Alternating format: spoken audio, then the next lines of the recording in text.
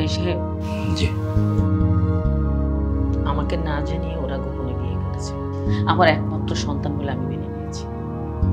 একটা সন্তানের জন্য 10টা বছর ধৈর্য ধরে আমি অপেক্ষা করেছি, কিন্তু কোনো চেষ্টায় কাজে আসেনি। আমি দাদি হতে পারিনি, আর আমার বংশধর থাকবে না এটা মানতে আমার কষ্ট হচ্ছে, আমি মানতেই পারছি না। তাই আমি একটা সিদ্ধান্ত নিয়েছি। কি সিদ্ধান্ত বেন সাহেবা? সেটা বলার জন্যই আপনাকে আমি ডেকেছি। ইয়ে মা, আমি বলছিলাম কি, আর কটা দিন আমরা একটু দেখলে হয় না? একদম চুপ, একটা কথা বলবি না।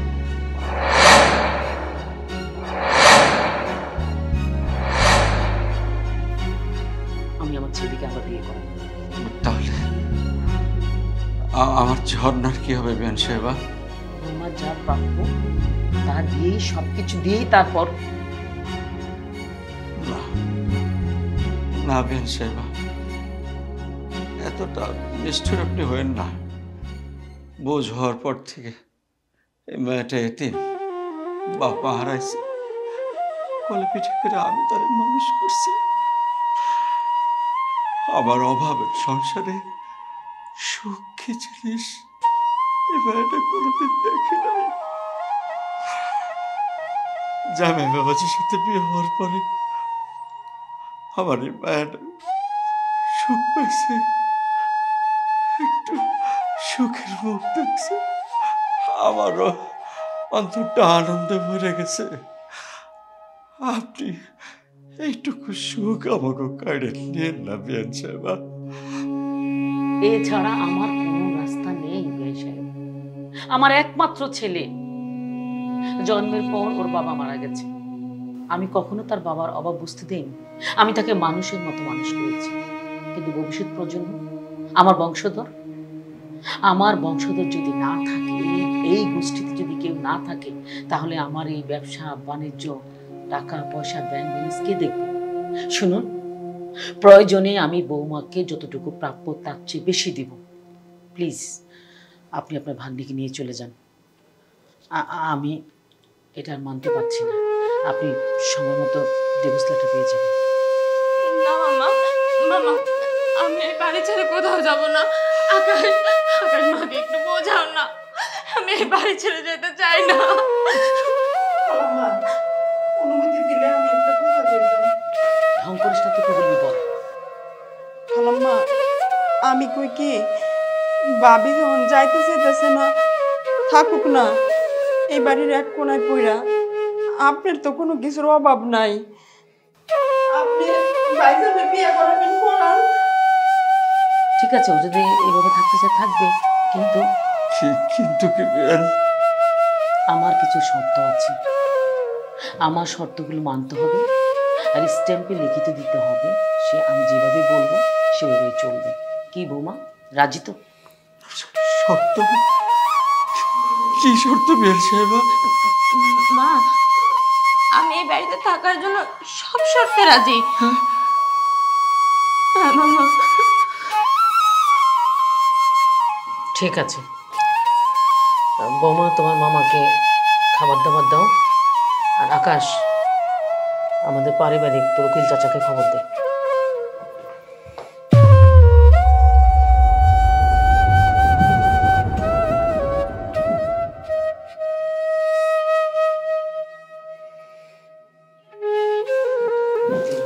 বাবাজি,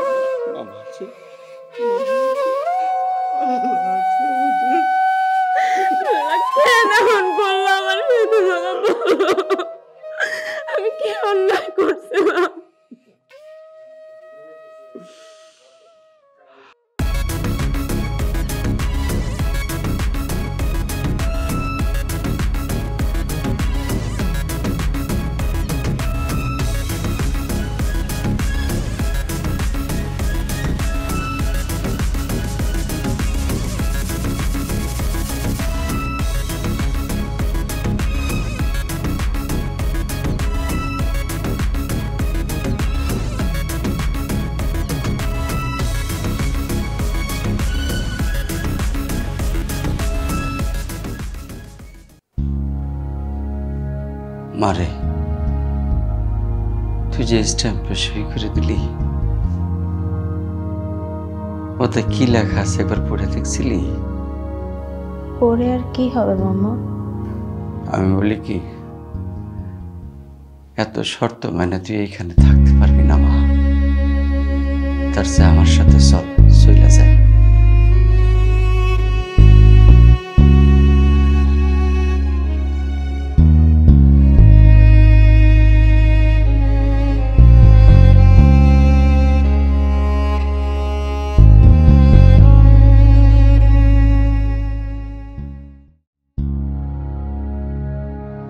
লাবিবের আব্বা, লাবিবের আব্বা, লাবিবের আব্বা এদিকে আসো।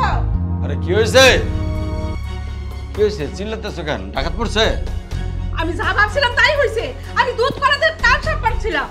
আরে এত অভিনয় বাদ দিয়ে কও না কি হয়েছে?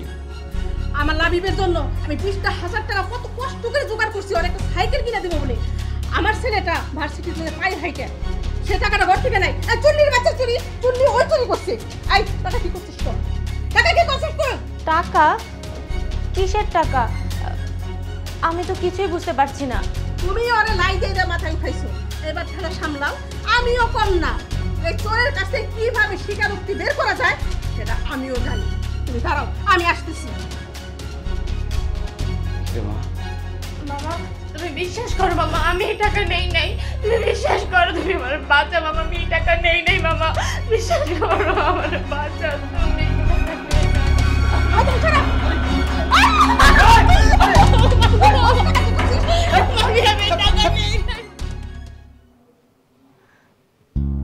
তোমার ওই বাড়িটাও না মামা আমার কাছে নরকের মতো। তোমার ওই নরকে থাকার থেকে এই নরকে থেকে লাশ হয়ে বের হয়ে যাব।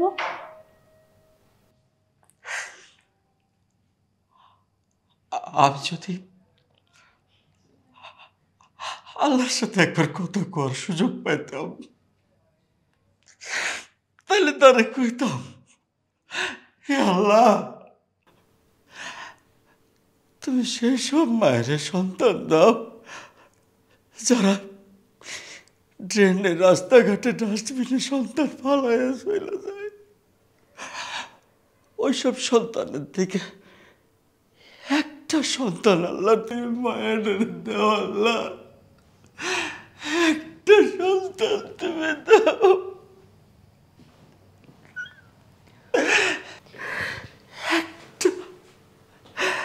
একটা সন্তান দাও।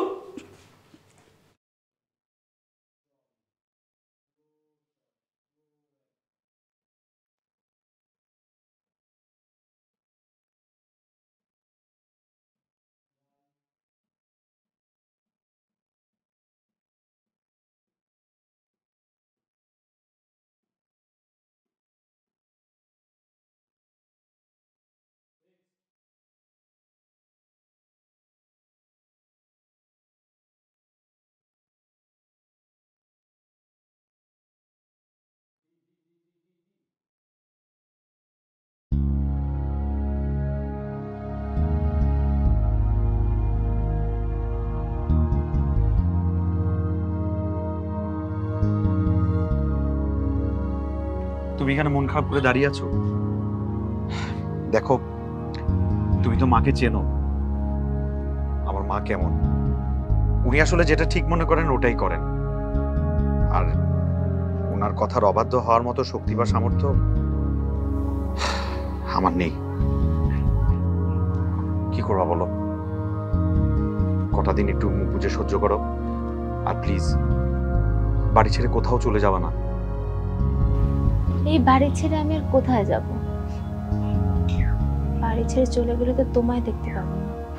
তুমি তো জানো না, হানিফ মামা আছে না, হানিফ মামার একমাত্র মেয়ে দীপ্তির সাথে মামনের বিয়েটা কনফার্ম করে ফেলেছে। তুমি আমার কথা না ভেবে মা বললেন আর বিয়ে করে ফেলবা?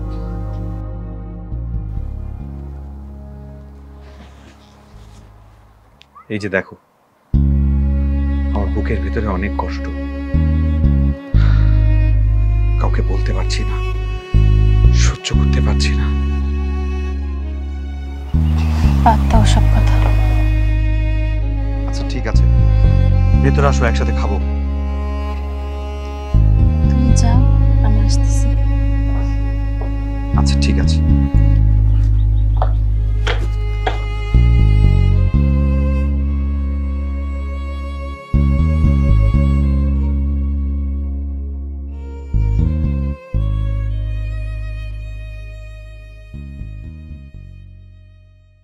আসো বৌমা, আসো আসো আসো আসো আসো, এই আয়।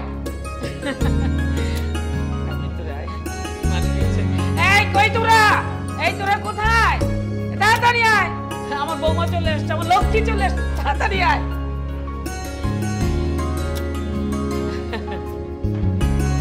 মিষ্টি নিয়ে আয়, এত দেরি কেন? তাড়াতাড়ি।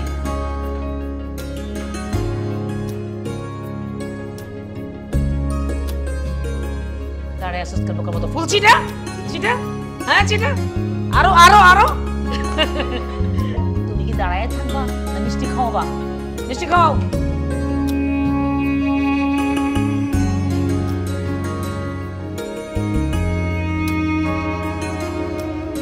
আরেকবার আরেকবার আরেকবার। আমি আর খাবো না। আরেকবার খেতে হয়। মা থাক না। না, আরেকবার খা। হাত কাঁপে কেন? সাহস নাই? খাও বউরে খাও। দাঁড়াও। তোমার মতো অপয়ের হাতে আমি মিষ্টি খাবো না। দাঁড়ায় আসো কেন? তোমার মিষ্টি খাওয়ানো লাগবে না। বিলকিস, তুই মিষ্টি খাওয়া।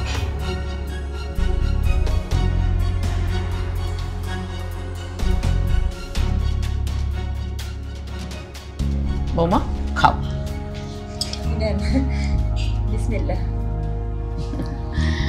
আমি না খাওয়াইলে হয় আমার লক্ষ্মীরে? নাও খাও। রান্না বান্না সব ঠিক আছে তো? রান্না করেছিস? চলো বৌমা, ঘরে চলো। এই তুই আয়।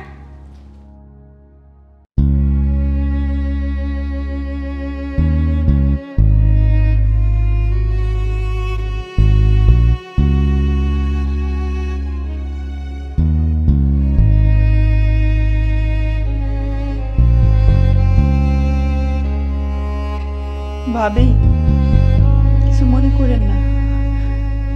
লন, উপরে লন।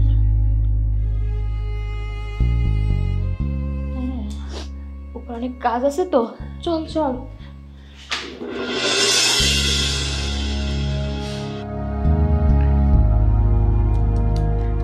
দেখো দীপ্তি, তোমার অনেক সুন্দর লাগছে।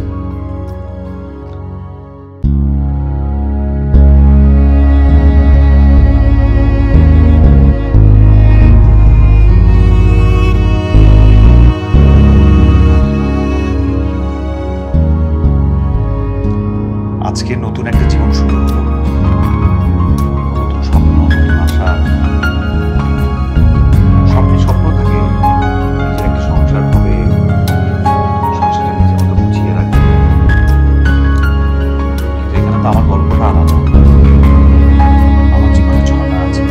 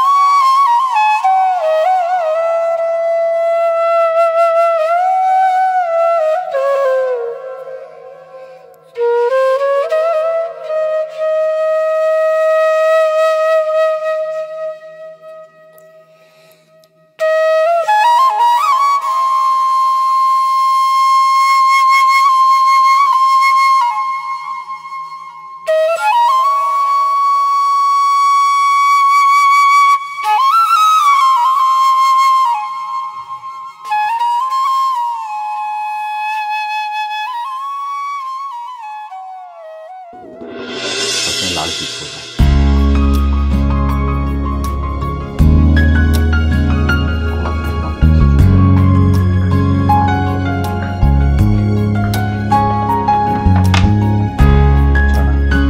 মা কোথায়? মাকে দেখছি না যে। মা বাইরে গেছে। ও এই শোনো, বসো না, আমরা একসাথে চা খাই।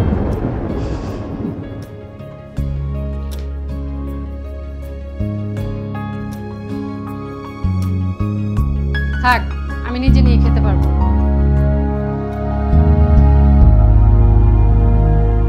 দাঁড়িয়ে আছো কেন? বসো বলছি। দাঁড়াও। কোথায় আছো তুমি? ওর সাথে বসে চা খেতে পারবো না। তো সেখানে শব্দের কথা কেন আসছে? আমরা সবাই একই পরিবারের সদস্য, ফ্যামিলি মেম্বার একসাথে বসে সন্ধ্যায় চা খেতেই পারে। আমি এত কিছু জানি না, ওর সাথে বসে চা খেতে পারবো না।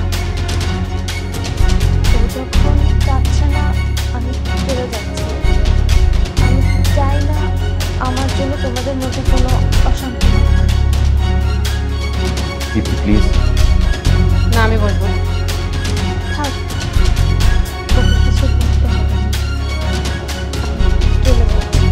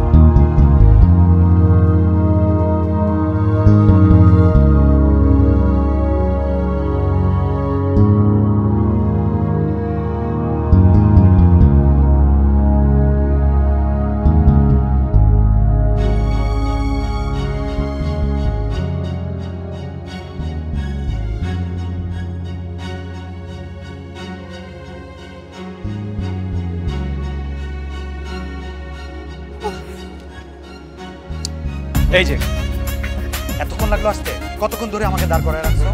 আরে বলো না, কলেজ তো বন্ধ, মামিকে ম্যানেজ করে আসতে একটু লেট হয়ে গেল। কি বলবা তাড়াতাড়ি বলো। একটু লেট হয়নি, পাক্কা 1 ঘন্টা। মানুষ প্রেমিকার সাথে দেখা করার জন্য দিনের পর দিন অপেক্ষা করে। তাই না? আমিও তোমাকে পাওয়ার জন্য যুগ যুগ ধরে অপেক্ষা করতে রাখছি। আচ্ছা, হাতটা বাড়াই দাও। কেন? হাতটা একটু বাড়াও না। কেন? কারণ আমার ইচ্ছে হচ্ছে তোমার হাত ধরে একেবারে স্বপ্নের দেশে ঘুরে বেড়াবো। কেন ঠিক হবে না কেন? শোনো, আমি ঠিক করেছি কি জানো, মা যদি বিয়েতে রাজি না হয় তাহলে তোমাকে নিয়ে পালিয়ে বিয়ে করবো। হাতটা দাও।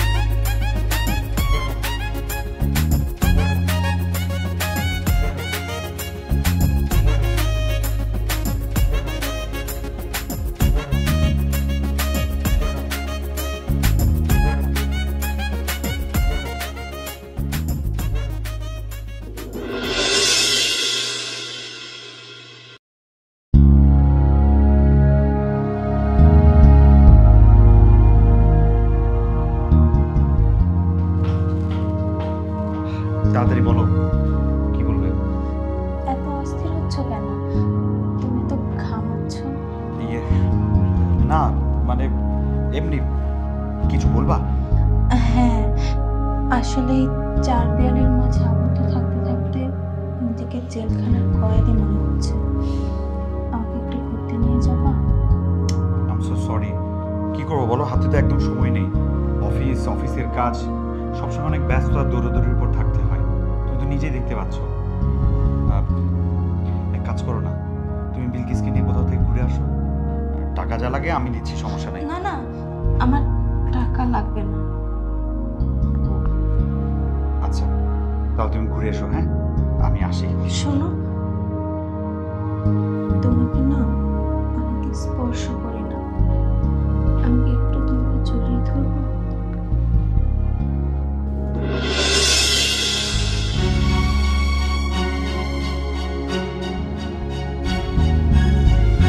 ইয়ে মানে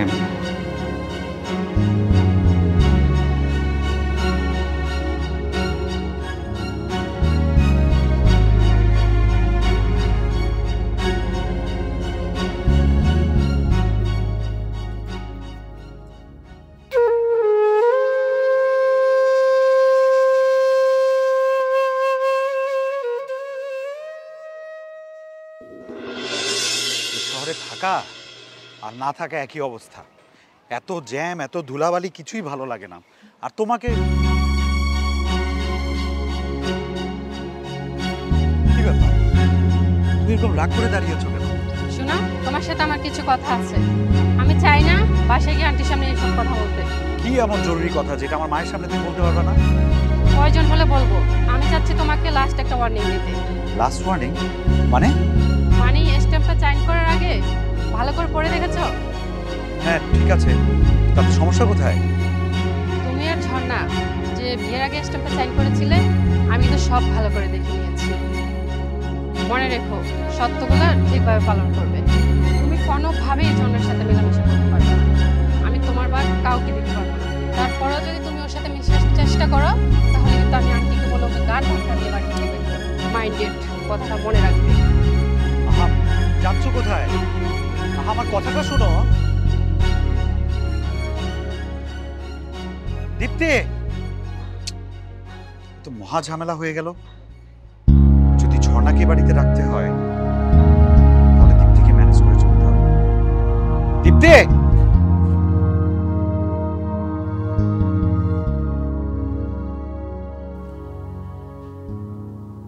আমি কে? তুমি কার? কে আমার? আমি একটা জীবন্ত লাশ। আমি কারো না, কেউ আমার না। তাহলে আমি কেন বেঁচে আছি?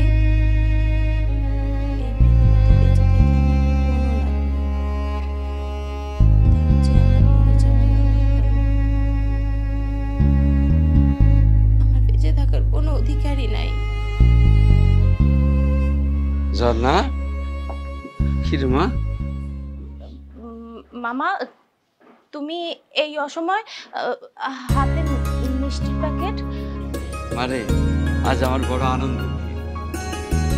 কেন মামা, কি হয়েছে? ওই যে লাভিও একটা চাকরি পেয়েছে, খুব ভালো চাকরি, আজকে জয়েন করছি। তার জন্য ভাবলাম যে তখন একটু মিষ্টি মিষ্টি হয়ে যায়। তো শাশুড়ি খুব মা, মা মনে হয় ভিতরে আছে। আর তুমি দাঁড়িয়ে কেন? চলো ভিতরে বসবে। কি রে মা, তোর চেহারাটা এমন লাগতেছে কেন? কই মামা, ঠিকই তো আছে, আমি ঠিক আছি। তোর চোখে পানি এরকম লাগতেছে কেন? তোর কি হয়েছে?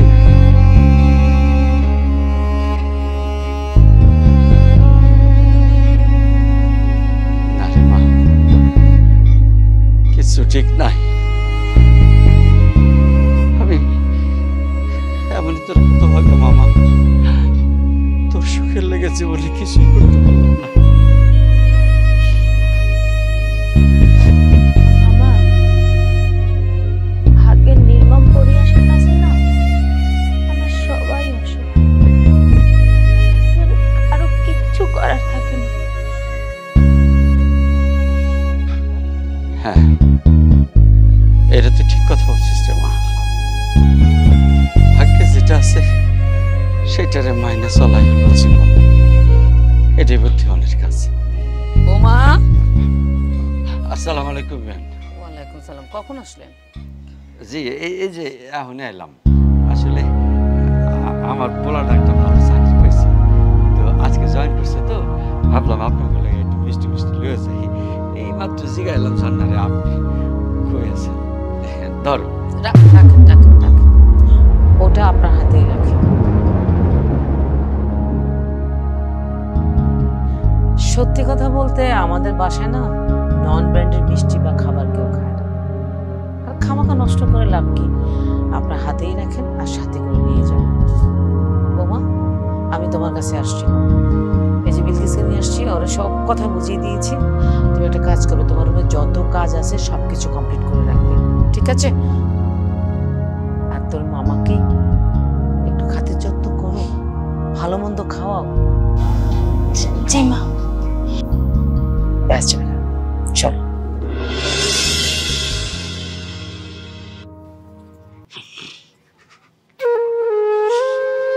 মানে আমি আসি।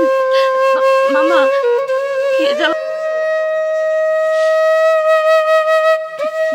না রে মা, আমার খিদা নাই। মারে বলছিলাম কি, আমাকে লাভিব তো একটা ভালো চাকরি পেয়েছে, এখন আর আমাকে কোনো কষ্ট থাকবো না। তুই নাহলে আমার সাথে চল। মামা, মুরব্বীদের কাছে না একটা কথা শুনতাম ছোটবেলা থেকে, সেই নারী না অনেক ভাগ্যবান যে স্বামীর বাড়ি থেকে লাশ হয়ে বের হয়।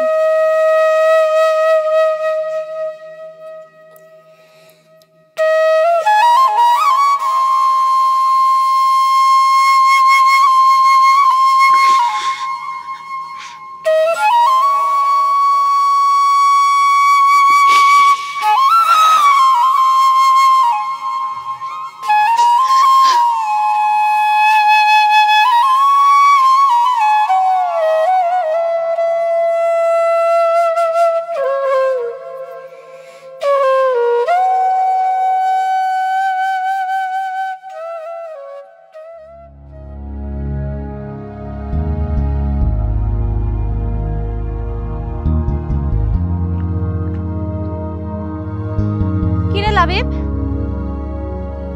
লাবিব, তুই এখনো ভার্সিটিতে যাস নাই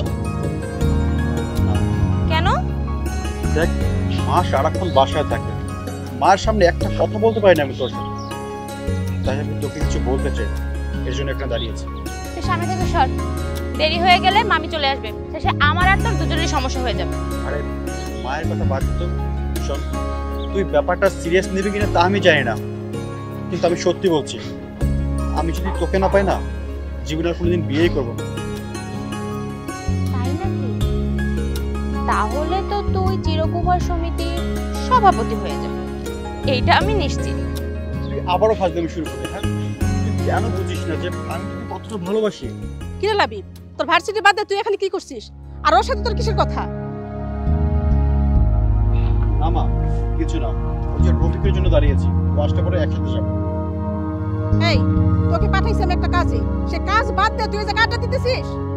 তুই না আমার ছেলের মাথাটা একদম নষ্ট করে দিলি। মা, তুমি সব কি বলছো? তুই চুপ কর, এই বাড়ি চল, তোর একদিন কি আমার একদিন।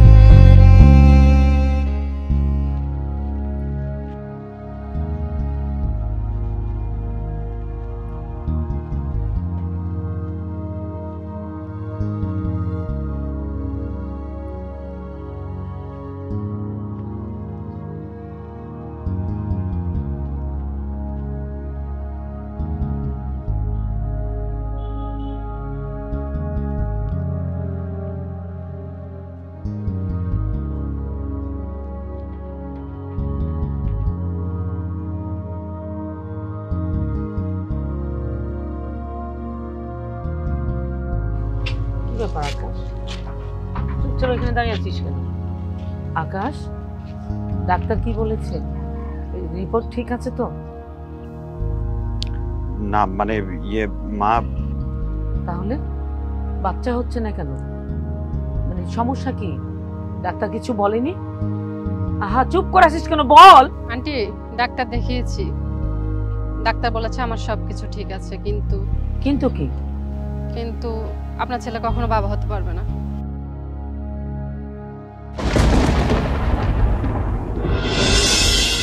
বলি না, আমি এটা বিশ্বাস করি না।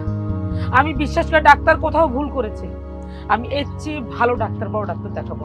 ভুল ভুল ভুল সবকিছু, মানে পেপার ভুল আছে। আমি এর চেয়ে ভালো ডাক্তার দেখাবো। আমি তোর বিদেশে পাঠাবো। ভাইজান, ভাবিরে কোনো জায়গায় পাইতাছি না। বড় ভাবি কোনো জায়গায় নাই। কি বলছিস? তুই ভালো করে খুঁজে দেখেছিস তো? হ্যাঁ ভাইজান, সব জায়গা ভালো করে খুঁজে দেখছি, ভাবি বাড়ি কোনো জায়গায় নাই। না খালাম্মা, ভাবি তো বাড়ি বাইরে যায় না, মাঝে মধ্যে বারিন্দার যারায় সেই জায়গা আমি তন্ন তন্ন করে খুঁজছি, কিন্তু খালির উপরে আমি কাগজটা পাইছি, আমি তো করতে জানি না।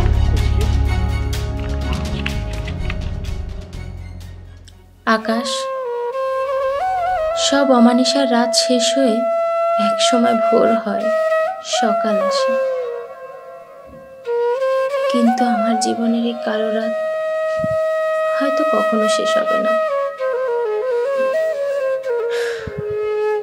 নিজের সঙ্গে যুদ্ধ করতে করতে আমি বড়ই ক্লান্ত, আর পারছি না।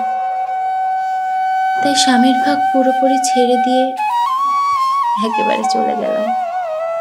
কোথায় যাব জানি না, তবে এইটুকু জানি আর কখনো তোমাদের সামনে এসে দাঁড়াবো না। দীপ্তিকে নিয়ে তুমি ভালো থেকো, সুখে থেকো, আর মাকে কখনো কষ্ট দিও না। আমাদের সুখময় সময়টুকু চলার পথের একটা অনাকাঙ্ক্ষিত দুর্ঘটনা অথবা একটা দুঃস্বপ্ন মনে করে ভুলে যেও। পারলে ক্ষমা করে দিও। ইতি, ঝর্ণা।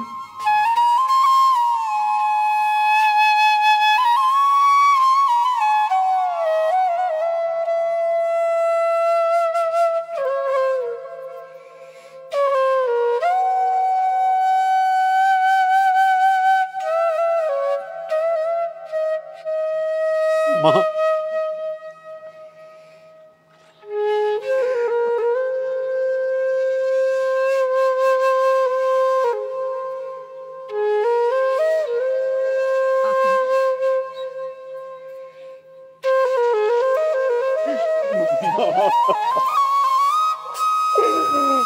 আমার ঝড়টা চলে গেছে। মা, আমাকে ছেড়ে আমার ঝড়টা চলে গেছে। আমি বৌমাকে ফিরে নিয়ে আসবো, আমাকে তো ভাবতে আসবে না মা, মা আসবে না।